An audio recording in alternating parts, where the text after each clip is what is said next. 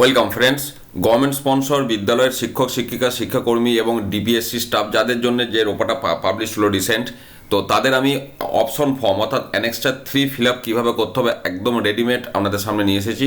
Just এখানে yellow কালারের যে সেলগুলো আছে এগুলো আপনারা ফিল আপ করবেন, তারপর এখানে অটোমেটিক ফিগার এসে যাবে এবং তারপর প্রিন্ট করলে শুধু এই পোর্শনটাই কিন্তু প্রিন্ট হবে। আমি দেখিয়ে দেবো, যেহেতু এটা স্কুল এবং অফিস ডিপিএসসি দুটোর জন্যই অ্যাপ্লিকেবল, তাই জন্য আমার এখানে ডিপার্টমেন্টটা দিয়ে দেওয়া আছে। রাইট এস অর ও, অর্থাৎ স্কুল হলে এস লিখবেন, অফিস হলে ও লিখবেন। তা আমরা ধরুন এখানে স্কুল লিখলাম এস, তাহলে এখানে নেম অফ দি ইনস্টিটিউশন, যদি আপনি ও লেখেন তাহলে এটা নেম অফ দি অফিস চলে আসবে। এটুকুই ডিফারেন্স, আর কিছু নয়। তাহলে আমরা স্কুলের জন্য এটা স্কুল লিখলাম, তারপরে name of the school office, ধরুন আমি স্কুলের নাম লিখছি বেঙ্গল এইচএস, তারপরে নাম ধরুন আমার চ্যানেলের নামটাই দিলাম। এবার ডেজিগনেশন এইচএম, এটি, এইচএম, আপনার group C group D librarian যা ডেজিগনেশন হবে সেটা লিখবেন। তো ধরুন আমি ডেজিগনেশন লিখলাম এটি, তাহলে এখানে দেখুন নাম ডেজিগনেশন এসে গেল। এবারে স্ট্যাটাস, যদি সাবস্ট্যান্টিভ হয় এস লিখবেন, অফিসিয়েটিং হলে ও লিখবেন। নর্মালি ডিআই দ্বারা অ্যাপ্রুভড পার্মানেন্ট যে পোস্ট এগুলো সাবস্ট্যান্টিভ পোস্ট, বা যেগুলো আপনার ডেপুটেশনে কাজ করছেন, তো সেই জায়গায় এবার ধরুন আপনি এখানে এস লিখলেন সাবস্ট্যান্টিভ, তাহলে এখানে সঙ্গে সঙ্গে উঠে গেল সাবস্ট্যান্টিভ। যদি অফিসিয়েটিং হয় তাহলে ও লিখবেন, ছোটো হাতের বড় হাতের নিয়ে কোনো জায়গাতেই কোনো সমস্যা নেই, তো এখানে তখন অফিসিয়েটিং এসে যাবে। এবারে দেখুন date of option, date of joining. আমি প্রথমে 1/1/16 ডেট অফ অপশন দেখাই। এখানে দেখুন ডেট অফ অপশনের জায়গাটা কিন্তু আপনার ব্ল্যাঙ্ক আছে, এটা এক কথায় ব্ল্যাঙ্ক আমি বলছি। আপনি এখানে যে ডেট অফ অপশন দেবেন এখানে সেই অপশন ডেটটাই নিয়ে নেবে। ধরুন আমি 1/1/16 দিলাম, এখানে দেখুন 1/1/16ই নিয়ে নিল। আমি অন্য ডেট দিয়ে পরে দেখাবো। ধরুন ডেট অফ জয়েনিং আপনার 2/8/2009। ডেটগুলো এইভাবে এন্ট্রি করবেন স্ল্যাশ দিয়ে, আমি যেভাবে দেখাচ্ছি এন্ট্রিটা ভালো করে দেখেন, নাহলে কিন্তু এটা কাজ করাতে পারবেন না। দেখুন 2/8/2009 আমি এইভাবে দিলাম, 2রা আগস্ট 2009 নিয়ে নিল। 1/1/16 কীভাবে এন্ট্রি করলাম দেখুন, 1/1/16 এইভাবে এন্ট্রিটা করবেন, দেখুন 1/1/16 নিয়ে নিল। এবার আপনি যেহেতু অপশন ডেট 1/1/16 চাইছেন, তাই আপনাকে বেসিক পেটা 1/1/16তে এখানে চাইছে।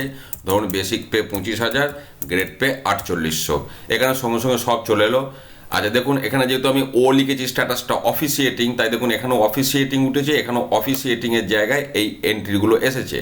যদি আমি এখানে এস দিই, এবার দেখুন সঙ্গে সঙ্গে দেখুন এই এই এই যে হিসাবগুলো সব সাবস্ট্যান্টিভের আন্ডারে চলে যাবে। দেখুন সঙ্গে সঙ্গে এখানে চলে গেল, এটা সাবস্ট্যান্টিভ হয়ে গেল। এবার তাহলে এই 4800টা হচ্ছে পেমেন্ট 4-এ, তার স্কেল উঠে গেছে, গ্রেড পে 4800 উঠে গেল। এবারে 1/1/16তে আমি রিভাইজ করছি অপশন 25,000, তাহলে এটাকে 2.57 দিয়ে গুণ করলে 64,250, এটা লেভেল 15তে পড়ছে। তাহলে অ্যাপ্লিকেবল সেল, এইটা অনেক জায়গায় অ্যাপ্লিকেবল সেল নাম্বার থাকছে, কিন্তু এটা সেল নাম্বার হবে বলে আমার মনে হয় না। যে সেলটাতে অ্যামাউন্টটাই এখানে চাইছে বলে আমার ধারণা, তো যদি এটা সেল নাম্বার হয় সেল নাম্বার হবে না। তো যাই হোক, তাহলে 64,250টা যে ফিট করছে কত, 64,500, 64,500, তাহলে আমার বেসিক পে হয়ে গেল। তাহলে ডেট অফ ইফেক্ট মানে আমি যেদিন ডেট অফ অপশন নিয়েছি 1 জানুয়ারি 2016, আর নেক্সট ইনক্রিমেন্ট 1/7/2017, এখানে সই সাবুত হেডমাস্টার মশাই করে দেবেন। এবার দেখুন ডেট অফ অপশনটা যদি আপনি 1/7/2016 নেন, সঙ্গে সঙ্গে দেখুন এখানেও 1/7/2016 এসে যাবে। দেখুন এখানেও দেখুন 1/7/2016 ডেট অফ অপশন এসে গেল। এবার সেক্ষেত্রে আপনাকে এখানেও দেখুন 1/7/16 এসে যাবে, তার মানে আপনাকে তখন 1/7/16তে বেসিকটা কত সেটা এখানে পুট করতে হবে।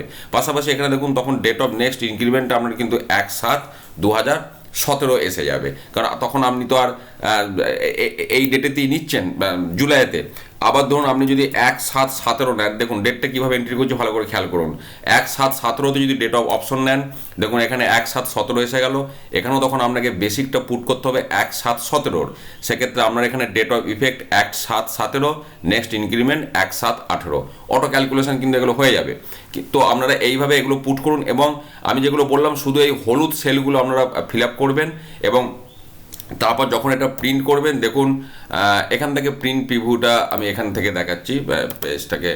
দেখুন এখানে যদি আমি একটু দেখিয়ে দিই আপনাদিকে, আচ্ছা এখান থেকে দেখাতে হবে প্রিন্ট প্রিভিউটা। দেখুন আপনার জাস্ট যেটুকু পোর্শন প্রিন্ট করতে হবে সেই পোর্শনটাই সিলেক্ট করা আছে, ওই হলুদ কালারের সেলগুলো কিন্তু আপনার প্রিন্টিংয়ে আসবে না। দিয়ে আপনি এবার এখান থেকে প্রিন্ট চলে যান, আপনি এটা প্রিন্ট করে নিন, এটা আপনার কাছে সারা জীবন থাকবে, এটা সারা জীবনের কিন্তু কাজে লাগবে। এবং যখন main option form fill up করবেন জাস্ট এখান থেকে দেখে দেখে পোস্টিংটা করে দেবেন। তো যাই হোক, তবু একটু হিসাবটা নিজেরা দেখে নেবেন, বারবার আমি বলি, কারণ ক্যালকুলেশন কম্পিউটার নিজের ইনপুট ডাটা এত সংখ্যা সব কিছুই আছে, কাজ আপনাদের হাতে তুলে দিচ্ছে আপনাদের সুবিধার জন্য। তবু একটু নিজেরা ম্যানুয়ালি চেক করে নেবেন। পাশে থাকুন, ধন্যবাদ।